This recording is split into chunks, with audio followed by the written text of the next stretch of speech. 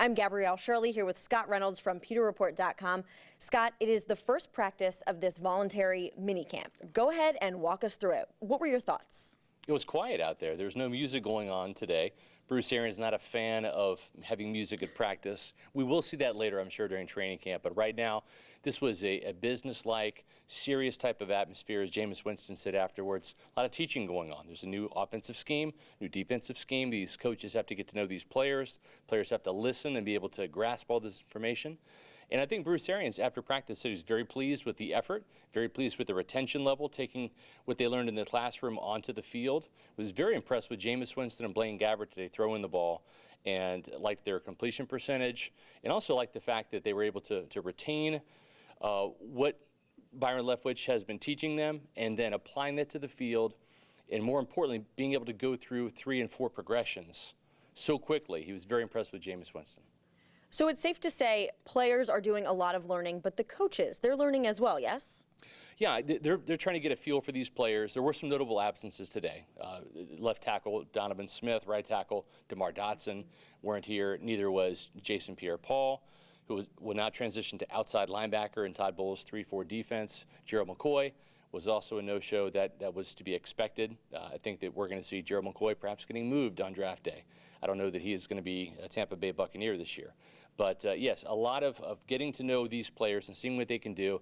And when asked after the practice, Bruce said that he really valued this time heading into the draft to see what these guys can actually do on the field rather than having to watch game tape from last year.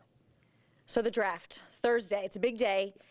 Let's start with that first pick, Kyler Murray. If he goes or if he doesn't go, how does that shake things up for the Buccaneers? Well, I think the Buccaneers want a quarterback to go, whether it's Kyler Murray at number 1 or Kyler Murray maybe at number 4 to the Oakland Raiders, or Kyler Murray somewhere in between to a team that wants to jump up and get him before another quarterback-needy team does so. But that would be the key for the Tampa Bay Buccaneers, who sit at number 5. They covet Alabama defensive tackle Quinnen Williams. They'd love to have Ohio State defensive end Nick Bosa. They would be thrilled to have Kentucky outside linebacker Josh Allen, and then really the other guy is LSU linebacker Devin White, who PewterReport.com has had pegged to the Buccaneers really since January. And that would be the ideal situation, to be able to get one of those players falling to number 5, but Kyler Murray has to go in the top 4 in order for that to happen.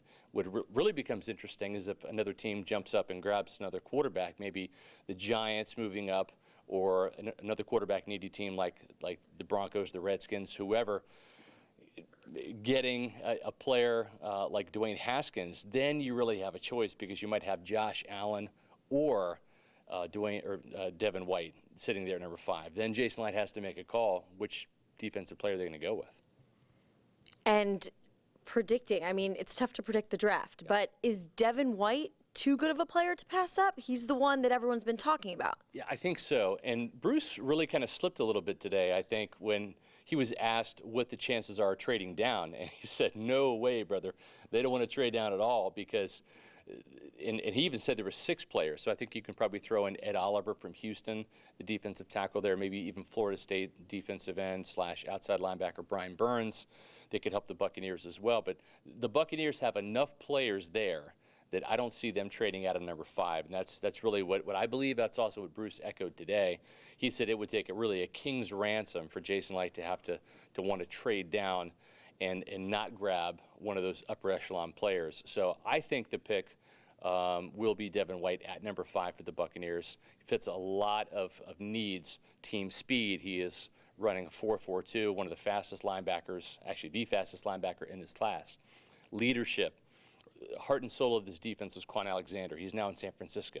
So they got to replace that heartbeat of the team on the defensive side of the ball, especially if you are going to part ways with Gerald McCoy, who has been a good leader for this team. So that's another box that a player like Devin White checks.